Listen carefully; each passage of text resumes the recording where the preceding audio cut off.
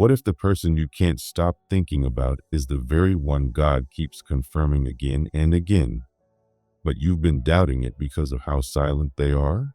What if the signs you keep seeing aren't coincidences, but messages from heaven whispering, "Don't give up yet. I'm not done with this story."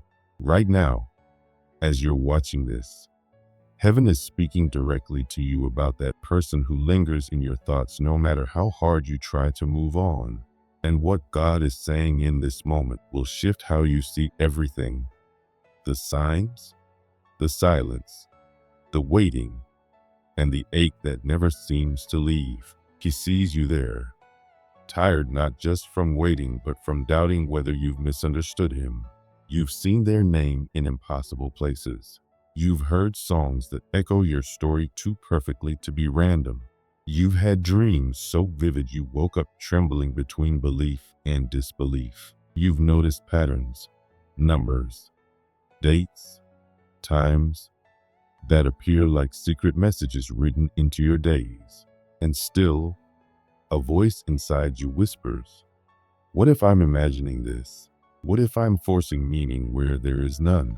What if I'm just another person mistaking coincidence for divine confirmation?" But God says, "I do not confirm the same thing over and over by mistake. When I show you something once, twice, 10 times, 20 times, it's because it's real. Stop doubting what I have already confirmed. Stop questioning what I have made clear." He's saying, don't give up on this person, not because you're obsessed or stubborn, but because I, the Lord, have been the one confirming it to you over and over again. If you walk away now, you won't just be giving up on them. You'll be turning away from something I personally placed in your path. But still, you ask, if you've confirmed it, Lord, then why are they silent? Why are they distant? Why does it feel like I'm invisible? And God answers, when I confirm something repeatedly, it's not to make you chase it. It's to give you enough faith to wait while I work on what only I can change. The reason he gives you so many confirmations is because he knows silence is coming. He knows there will be nights when your mind attacks you with thoughts of failure, when you'll question whether you made it all up. He knows how easily doubt can drown faith. So he sends signs ahead of time to serve as anchors for your storm. Every repeated number, every song, every dream wasn't random. It was spiritual reinforcement, sent to remind you that even when nothing seems to be happening, God is still moving. But there's something deeper. You're not the only one receiving signs. God asks, do you think I only speak to you about this? He's been sending confirmations to them too. The same divine whisper that moves through your dreams is stirring inside their heart. Every time they think of you for no reason, every time something reminds them of you, and they feel that ache they can't name, every time they wake up from a dream that feels too real, it's me, says the Lord. I'm confirming to them what I've already shown you. The difference is that while you've surrendered to the signs, they're still resisting. They feel the pull but fight it. They think surrendering to this connection means losing control. They're terrified you'll see their wounds, their weakness, the parts of them they've hidden from everyone. They're afraid that what they feel for you is so powerful that if it fails, they won't survive it. People who have been broken often choose the familiar pain of solitude over the risk of being known. So their silence isn't rejection. It's self-protection. It's fear disguised as indifference. But God wants you to know this. Their silence is not about you. It's about the inner war they're fighting between fear and destiny. They are processing emotions they don't understand, healing from traumas they never named, and slowly realizing that you might be the answer to the prayers they whispered when no one was watching. And through it all, God is working. Every silent day is not wasted. It's another layer of fear being peeled away, another wall being softened, another step closer to surrender. You ask, "But how long, Lord? How long must I wait?" And he answers, "Until they're ready, until I've healed what needs to be healed, strengthened what needs to be strengthened, and prepared both of you to love in a way that doesn't destroy but restores."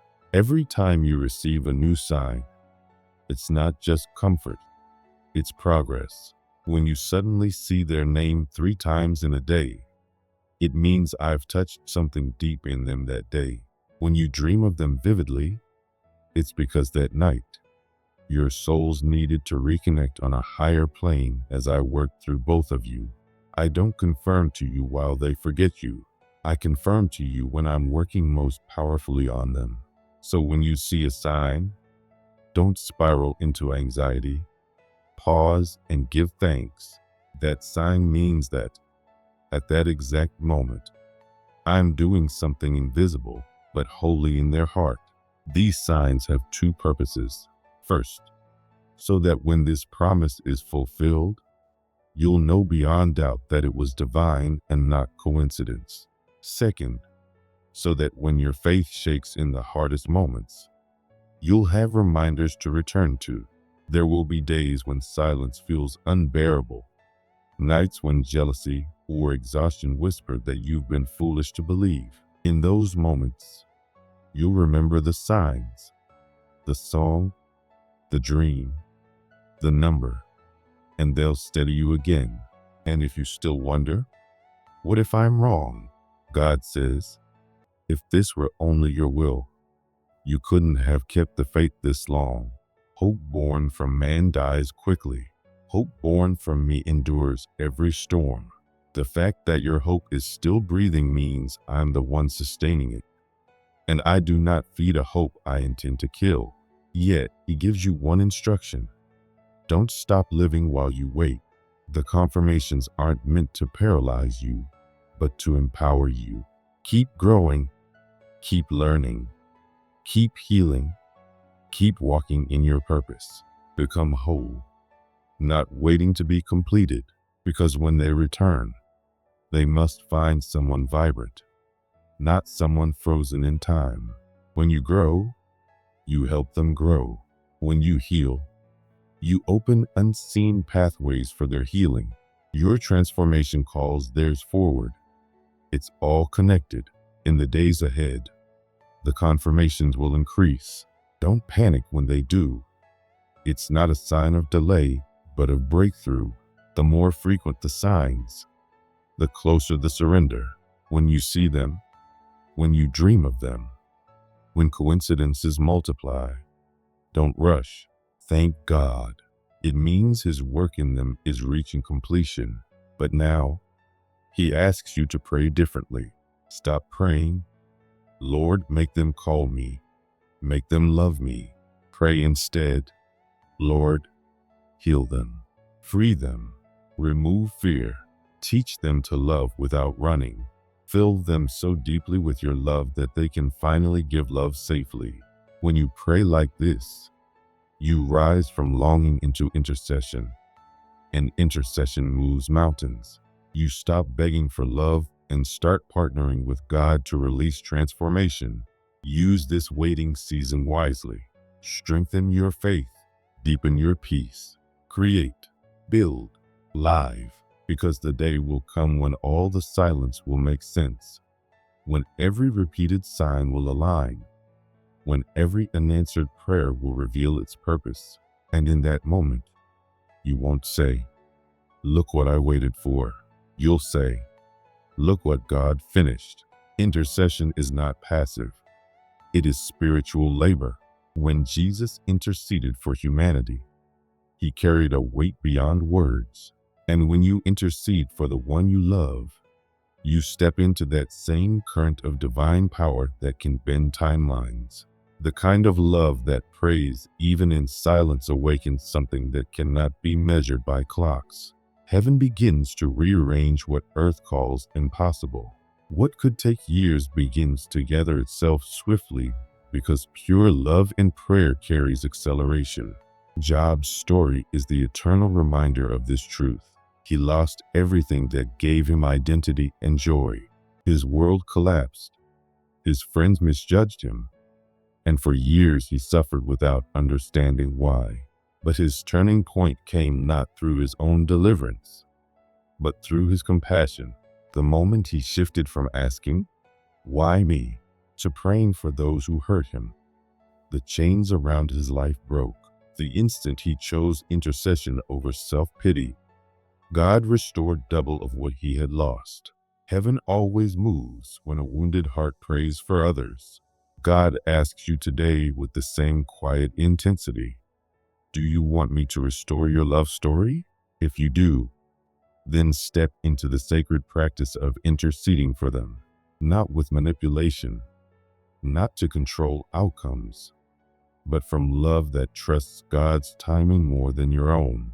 Pray for their healing, their clarity, their courage, their return to truth. Pray even when it feels unfair, even when you are ignored, even when they seem undeserving, because love that intercedes beyond emotion is love that conquers darkness. Every time you pray for the one who hurt you, you break an invisible chain over both of your lives. You remind heaven that your love is not a transaction, it's a testimony. God is asking you to keep loving through prayer, because intercession is not weakness. It's power refined in silence. You keep asking God when. When will they come? When will silence break? When will signs turn into substance? But God doesn't work by dates. He works by readiness. His process is never about waiting for time. It's about waiting for transformation. When both hearts are ready, not 1 second will be delayed. Yet before that divine alignment, he gives something better than a date. He gives inner signs. There will come a morning when you wake up and realize the ache in your chest is gone. The emptiness that used to suffocate you will dissolve into peace. You will think of them, and instead of pain, you will feel compassion. Instead of anxiety, you will feel trust.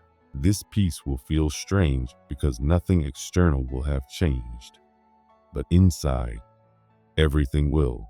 That peace is God's whisper. The preparation is complete. When you feel that calm stillness where panic used to live, that's when heaven begins to move. You'll notice your habits shifting without effort. You'll stop refreshing their social media feed. You'll stop replaying conversations in your mind. You'll stop creating reasons to cross their path. You'll stop asking God for constant confirmation because the peace inside you will become its own confirmation.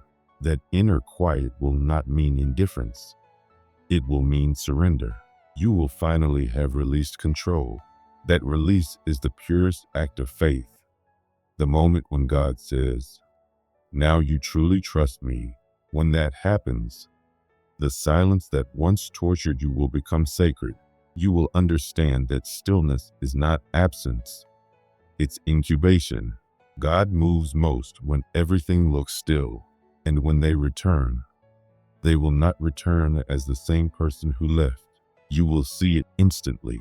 Their energy will be different, their presence steadier, their eyes clearer. They will not come to prove their worth or to test yours. They will come humble, broken open, aware of what they almost lost. They will speak with honesty that doesn't need performance. They will say words you waited years to hear. But this time you won't hear them with desperation. You'll hear them with discernment. They will apologize not because they fear losing you again, but because they now understand what your love truly was. And when you look at them, you'll see not the person who caused your pain, but the one God refined through it. God will say softly, "I didn't just bring them back, I transformed them along the way." In that moment, you will understand why the wait had to be long, why the pain had to be deep, why the silence had to stretch. If they had returned sooner, without this transformation, the cycle would have repeated. But now both hearts have been prepared for something eternal. If you keep attracting similar wounds, if your relationships echo the same heartbreak in different forms, perhaps God is inviting you inward. True preparation for divine love begins with self-awareness. It requires letting God heal the patterns that keep calling back pain.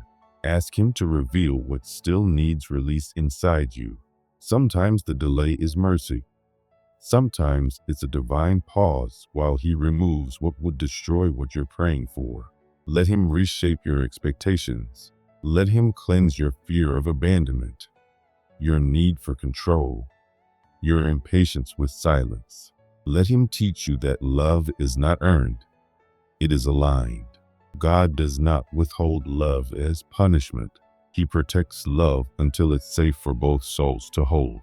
This is why you must choose trust over panic.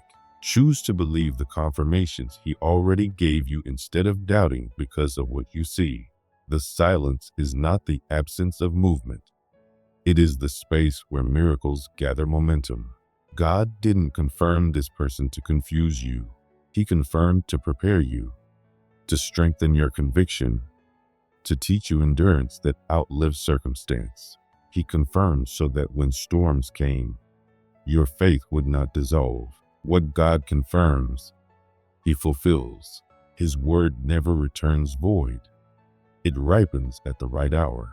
This is the kind of faith He's cultivating in you now. Faith that doesn't demand evidence. Faith that believes even when every sense screams the opposite.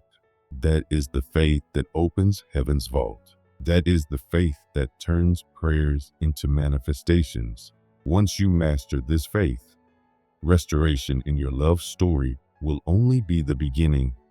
You'll start seeing miracles unfold in every part of your life. So lift your head, wipe your tears. You're not waiting alone.